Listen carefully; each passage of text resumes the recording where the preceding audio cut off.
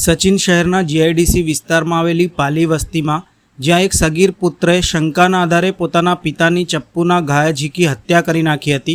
મૃતક પોતાના પરિવાર સાથે પાલી ગામમાં રહેતા હતા. સૂત્રોના જણાવ્યા અનુસાર આરોપી પુત્રને શંકા હતી કે તેના પિતાનો પાડોશમાં રહેતી એક મહિલા સાથે પ્રેમ સંબંધ છે. આ શંકાના કારણે પિતા પુત્ર વચ્ચે છેલ્લા કેટલાક સમયથી અવારનવાર બોલાચાલી થતી હતી. શુક્રવારે રાત્રે પણ બંને વચ્ચે ઉગ્ર વિવાદ થયો હતો. વાત એટલી બધી વણસી ગઈ હતી કે ગુસ્સામાં આવેલા સગીર પુત્રે ચપ્પુ લઈને તેના પિતાના શરીર પર એક પછી એક ઘા ઝીકી મોતને ઘાટ ઉતાર્યા હતા. ગંભીર ઇજાઓના કારણે યુવકના પિતાનું ઘટના સ્થળે જ કરુણ મૃત્યુ નીપજ્યું હતું.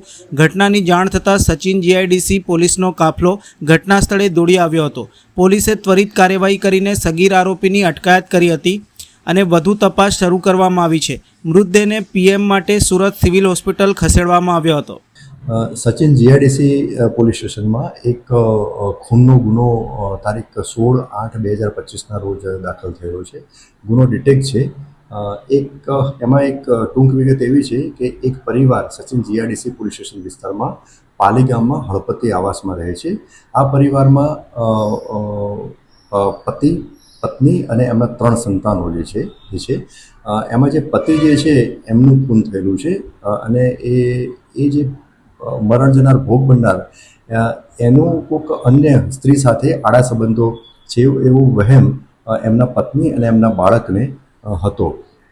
આ જ કારણે અગાઉ 2 થી 3 વખત ઝઘડા પણ થયેલા હતા અને બે એક મહિના પહેલાં એમના પત્ની અને એમના બાળક એ પિયર પણ રહેવા ગયેલા હતા.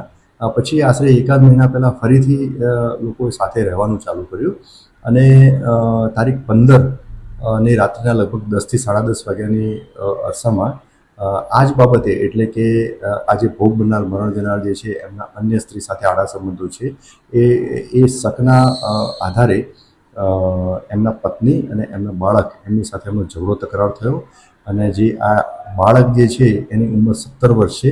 એણે ઘરમાંથી છરી લાવી અને એના પિતાનું છાતીના ભાગે છરીના ઘા કરી અને ગંભીર ઇજાઓ પહોંચાડેલી હતી અને એમનું સારવાર દરમિયાન મોત થયેલું છે. એટલે આ બાબતે ગુનો દાખલ થયેલ છે. આ જે બાળક જે 17 વર્ષનું છે કાયદાના સંઘર્ષમાં આવેલ કિશોર છે એને ડિટેન કરી અને આગળની કાયદેસર કાર્યવાહી સ્થાનિક પોલીસ દ્વારા હાથ ધરવામાં